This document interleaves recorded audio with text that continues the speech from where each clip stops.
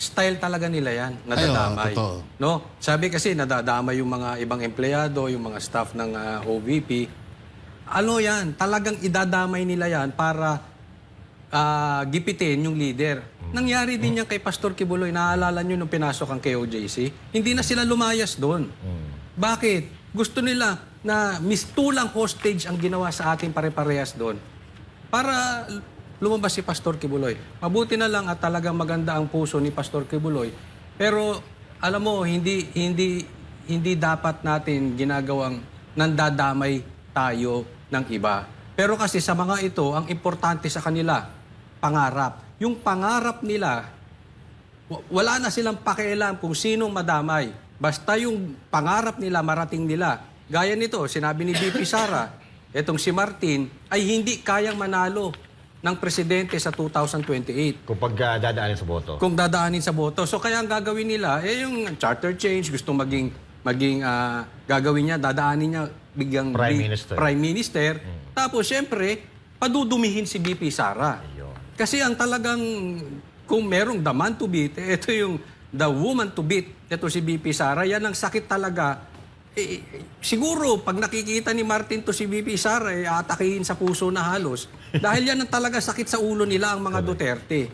No? But in any case, wala silang pakialam sinong madamay. Basta yung pangarap nila, matupad. Correct ka dyan, Coach Oli, no? At ito dugtungan ko lang yung sinabi mo kanina na nandadamay talaga sila. Nandadamay sila dahil alam nila na si BP Sara Duterte at si Pastor Apollo C. Kibuloy ay hindi nila ipagkakanulo yung mga kasama nila. Yung mga nasa KOJC at at the same time, si BP Sara Duterte, yung mga empleyado niya sa Office of the Vice President. Hindi niya ipagkakanulo yan. Alam ng mga kalaban niya yan. Alam ng mga kritiko niya yan na masasaktan si BP Sara Duterte kapag idinamay niya yung kanyang mga empleyado. At yun nga, ang nakita natin kanina, nasaktan si BP Sara dahil nga sa maduming laro nila sa politika na dadamay yung mga walang kamuang-muang na nagtatrabaho lang para kumita ng pera para may ipakain sa kanilang pamilya. So now, ito ang problema natin.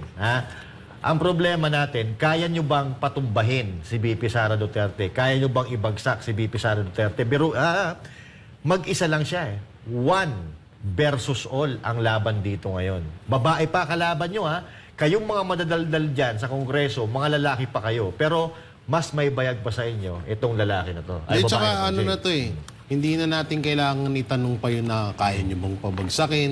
Hindi na natin kailangan. Kasi noon pa man, kay PRRD pa lang, sa pagtakbo ni PRRD, nung panahon na siya ay mayor pa lamang, mas ganito din. Halos walang din pinagkaiba. No? Talagang ang baba nga ng tingin nila kay PRRD. No? Kaya hindi talaga nila magagawa yan. Alam nyo, nakikita ko dito, kagaya nung kanina sinabi ko at sinabi ni Coach Oli na about dun sa mga empleyado. Sa tingin ko, naghahanap lang tong mga to para may panibagong makuha na naman silang witness Sa tingin ko, kaya nila ginaganyan yung mga empleyado na yan, matatakot at matatakot para kung sakali mang maoperan nila, katulad ni Nanay Sobre. Diba? Si Nanay Sobre, yung binigyan daw ng former DepEd secretary.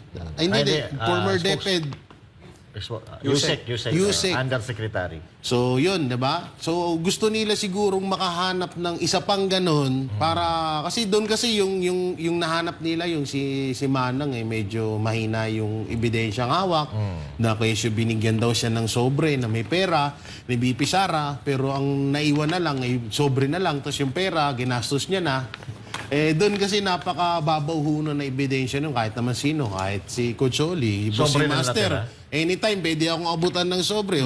So, pwede ko na bang gawing ebidensya yun. Tsaka ito, pansinin nyo, lahat na umiikot na papatungkol na issue sa mga Duterte, wala silang maipakitang ebidensya. Puro lang bunganga yung kanilang ebidensya. Wala silang maipakitang ebidensya na magpapatotoo na ginawa talaga to ng mga Duterte or nagawa to ng mga Duterte.